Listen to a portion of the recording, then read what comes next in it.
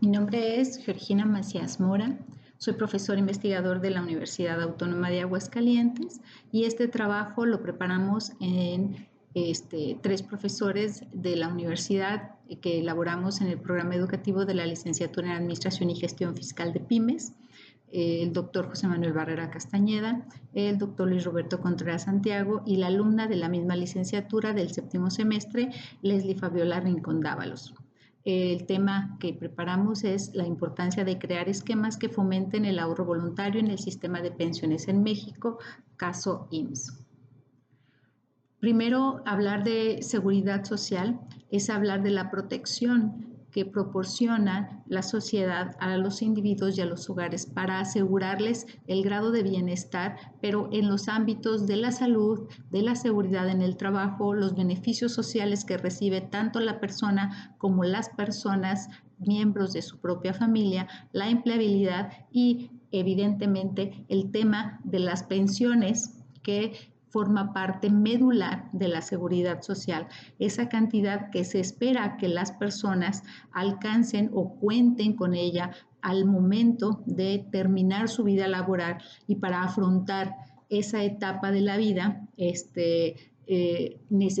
lo que necesitarán para esa etapa final y que finalmente eso nos lleva a tener una sociedad más justa. Sin embargo, las pensiones siempre, o la seguridad social en general, desde su nacimiento se ligó a una situación laboral formal. ¿Sí? Se tenía derecho a la seguridad social si se tenía una relación formal, si se tenía un contrato laboral formal. Si se trabajaba bajo la informalidad, entonces no se podían acceder a esos derechos a la seguridad social, a una salud, a una seguridad en el trabajo, a beneficios sociales, evidentemente a una pensión. ¿Sí? Este trabajo nos vamos a centrar en las leyes del Seguro Social, pero en las que en este momento están vigentes, y nos vamos a concentrar en la ley, en ambas leyes, pero en esa pensión que está asociada al término de la vida laboral, que es la pensión por cesantía en edad avanzada y vejez. O sea, por términos naturales, llegar a ese término, y en qué es lo que necesito para aspirar a tener esa pensión, el cálculo, cómo se determina, algunos ejemplos, las ventajas y las alternativas que yo tengo para que esa pensión sea un poquito más accesible. Algunos antecedentes de la seguridad social para, primeramente, tener bien claro cómo se asocia a esa empleabilidad o a esa relación laboral. Nace en la Constitución de 1917, sin embargo, nació con la creación de cajas de seguros populares. Luego se dio una modificación importante en los artículos 73 y 123 constitucional, donde ya se creaba el Seguro Social en 1929, sin embargo, no fue sino hasta el 43 que se creó el Seguro Social. ¿Sí? Antes de que naciera el Seguro Social, hubo algunos otros intentos formales de empezar a dar seguridad social a los trabajadores, que fueron en el 25 con la Ley de Pensiones Civiles y Retiro, en el 26 a las Fuerzas Armadas, en el 32 nació el Departamento del Trabajo, desde 1942 el primer contrato de trabajo de Pemex, vigente a la fecha, con muchas modificaciones, por supuesto. En el 43 se crea el Seguro Social el 19 de enero, sin embargo empieza a funcionar hasta el 1 de enero del 44. Luego entra en vigor en 1973 la Ley del Seguro Social y la nueva ley, la que está vigente en este momento, en 1997. Y en este momento tenemos unas nuevas reformas que se entregaron el 25 de septiembre al Congreso, que modifica precisamente las prestaciones derivadas del seguro de cesantía, retiro en edad avanzada y vejez.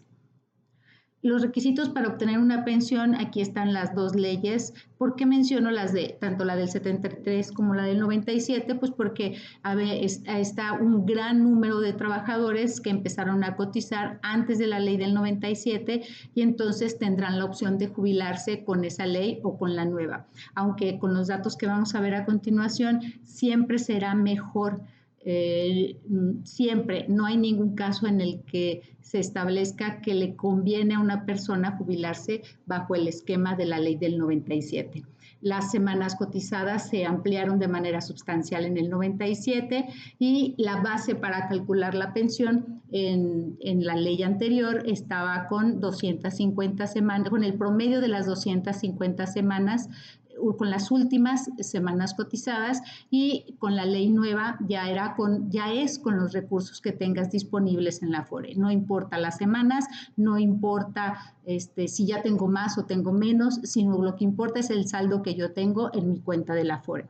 Y una de las diferencias más importantes es que los pensionados en la ley del 73, el pago y la administración de la pensión está a cargo del gobierno federal, y el pago y la administración de los fondos en la ley del 97 está a cargo de las administradoras de fondos para el retiro.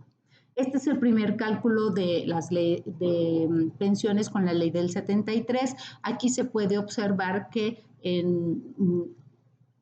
hay dos formas para calcularlo. Hay una cuantía básica y hay una cuantía de incrementos. La cuantía básica va en función al salario y la cuantía de los incrementos va en función a las semanas cotizadas. De tal forma que después, en principio, de acuerdo al promedio del salario percibido en las últimas 250 semanas, hay una cuantía, pero conforme a las semanas que yo tengo cotizadas, más de 500, esas son las que van a ir incrementando mi pensión, de tal forma, por ejemplo, en el primer supuesto que tengo 1,250 semanas, pues se exceden 700, por eso la pensión se me va al 90% de lo que yo tenía o de lo que yo estaba recibiendo cuando estaba trabajando, ¿no? Entonces, sí vienen a representar cuantías importantes. En el ejemplo 4, que yo tengo una pensión del 20%, es una pensión baja, sin embargo, con 600 semanas cotizadas. En el supuesto de la ley del 97, simplemente no alcanzaría a pensionarme. ¿Cuál sería mi única opción? Retirar los fondos que tengo en mi Afore para retirar mi dinero, ¿sí? Pero sería una posibilidad de una pensión pequeñita. En la ley del 97, si nos fijamos y analizamos los datos, en todos los supuestos, la pensión máxima que tenemos, estamos hablando del 36%, que es una pensión máxima, pero aquí estoy considerando que ya tiene 600 semanas cotizadas, ¿sí? Y que todavía le falta cotizar. Aquí yo estoy pensando que ya tiene un rato cotizando, y que si estoy viendo que nació en el 89, pues ya tiene un rato cotizando y todavía le va a faltar porque la edad de retiro es hasta los 65, ya tiene una cuenta acumulada importante y todavía falta. Y aquí en esta pensión lo que es muy importante es que ni siquiera sé. O sea, yo ahorita estoy previendo lo que yo tengo ahorita en la aportación, de mis aportaciones a mi fondo en mi cuenta de la Afore, pero ni siquiera sé cuánto voy a tener al término de mi vida laboral, ¿sí? Y aquí están las diferencias en ambas leyes, las ventajas y puntualizar las semanas cotizadas, cómo lo calculo y la posibilidad de retiro, ¿sí? La problemática real que yo tengo es la acumulación de las semanas. En México, una de las cosas que más nos aquejan es la informalidad. La informalidad no es un buen aliado de la seguridad social. Es muy, en estos momentos, el último número que tenemos es que tenemos el 55% de la informalidad, o sea que solamente el 45% de la fuerza laboral puede aspirar a seguridad social, o sea, solamente el 45% estaría en posibilidades de aspirar a una pensión, ¿sí? Entonces, esa movilidad se da muy seguido, entonces las personas no completan ese periodo de espera para poder aspirar a una pensión. Entonces, debe de centrarse el gobierno en fijar o en establecer políticas públicas que atiendan a disminuir la informalidad. Mientras esto no suceda, va a ser muy difícil aspirar a que las personas completen esos periodos de espera tan grandes, ¿sí? La forma del cálculo de la pensión promueve una desigualdad tremenda. En el último punto pongo algunos ejemplos de las pensiones que reciben los diferentes sistemas que existen actualmente en México. El promedio de los que trabajaron antes de 1997, que digo la ley anterior, es de 4,500. Este es el promedio. ¿Sí? Los trabajadores los que trabajan para el Seguro Social, el promedio de la pensión es de 12,700. Trabajadores de la Comisión Federal de Electricidad, 33,400. El Consejo de la Judicatura, 60,500. Y tenemos una pensión universal de adultos mayores de 1,310. Esto son enormes desigualdades. ¿Sí? Y pues los que tenemos ahorita, que es la primera generación de 1997, que se completarán los 24 años de espera, pues estamos hablando que se completarán en el 2021, el próximo año. Y el promedio de la pensión del 2021, pues van a caer en su mayoría en la pensión mínima garantizada. Es muy probable que la mayoría de las personas caigan en esa pensión mínima garantizada, que por el momento es de 3,200 pesos. Entonces, y van a caer ahí porque no es porque sea un promedio, sino porque no van a alcanzar con el fondo que tienen en la Afore, y el gobierno se la va a pasar completando para alcanzar esas cuantías. El ahorro voluntario en estos momentos en la Afore solamente representa el 2%. Es muy importante fomentar las aportaciones voluntarias, que es la única alternativa que se tiene para incrementar la pensión. No hay otra forma, por lo menos en este momento. Les comentaba que está una reforma del 25 de septiembre en donde se aumenta la cuantía que van a aportar los trabajadores, los patrones, perdón, a la Afore, pero esto va a ser paulatino, no va a ser de ahorita. Esto va a ser, si se aprueba como está la propuesta en el Congreso de la Unión, esto va a ser poco a poco. Las cuentas de las Afores no se van a incrementar de la noche a la mañana. Esto va a ser paulatino. Y la primera generación de quienes se van a jubilar, pues comienza el siguiente año. ¿Sí? Y aparte, este es un dato que es, la verdad, muy preocupante. El total de los adultos en necesidad de una pensión en este momento es de 15 millones de personas, son las que reporta el INEGI de 65 años. Esas son el reporte del último censo del 2020. ¿Sí? Son las personas que tenemos con necesidad de una pensión, pero esas personas, de esos 15 millones, solamente se nos van a ir a una pensión de 1,310. ¿Cuántos de estos 15 millones tienen derecho a una pensión en el Seguro Social? Pues de esos 15 millones estamos hablando que aproximadamente el 20% va a tener derecho a una pensión del Seguro Social. El resto se nos van a quedar con una pensión universal de los adultos mayores, que es la que ahorita se pretende que sea universal, pero yo cuestionaría el hecho de que sea realmente universal. Alternativas para incrementar el ahorro, necesidad de incrementar las aportaciones voluntarias, no creo que haya más alternativas. Los programas de ahorro para patrones, pero con beneficios para estos. Los patrones pueden promover esos ahorros voluntarios, pero debe de haber programas y esquemas que les permitan fomentarlo, pero también aportar, pero beneficios fiscales para ellos.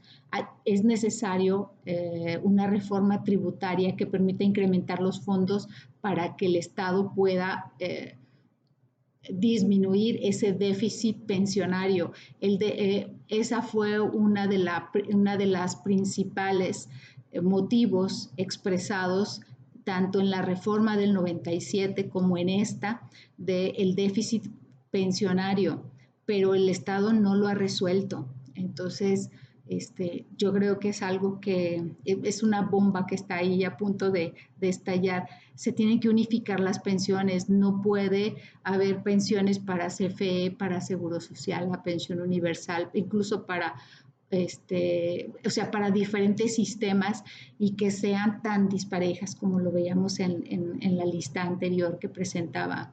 De verdad, crea desigualdades tremendas. Disminuir las comisiones de las AFORES. En la propuesta ya está, esperemos que sí se que se apruebe en la propuesta que les mencionaba del 25 de septiembre. Está la modificación al artículo 37 de la ley del SAR, que en México es el país que tiene las más altas comisiones de los administradores de fondos para el retiro. Y el artículo 37, la modificación que se propone es que se saque un promedio de todos los países, Estados Unidos, Chile, etcétera, de todos los sistemas que comparten el mismo esquema que nosotros, y que se determine un promedio y que sea esa la comisión que se cobre. Esto sería un impacto importante y eso evidentemente representa un incremento en el fondo que tendríamos cada quien en nuestra cuenta. Y evidentemente algo que es muy importante, las personas en su mayoría hay una desconfianza en invertir en esas aportaciones voluntarias a la cuenta de la Afore porque no hay certeza de invertir ahí. Deben de ofrecerse garantías. Sabemos poco de lo que sucede más allá, solamente sabemos que la CONSAR es reguladora, pero pero también sabemos que llega el estado de cuenta y que vemos minusvalías, y eso es todo lo que vemos. Entonces, sí debe de haber, se deben de otorgar más certezas para los ahorros de los trabajadores, ya que es el ahorro de su vida para un retiro. Y pues, esta es una conclusión final que yo creo que vale la pena poner sobre la mesa y que vale la pena reflexionarla. El ahorro voluntario para quienes se pensionan bajo el régimen de la ley del 73 o lo que conocemos como generación de transición es un beneficio al retiro. Ya, ¿por qué es un beneficio al retiro? Porque esos rendimientos o esa cuenta que se ahorra es una cantidad de la cual se dispone al final de la vida laboral y representa pues un ahorro, representa una cantidad que yo puedo incluso, la ley del SAR me permite dejarla ahí, o me permite, incluso me dice, ¿sabes qué? Si quieres, en el artículo 80 de la ley del SAR te dice, si quieres ahí déjala, no te preocupes y puedes tú seguirla teniendo, ¿sí?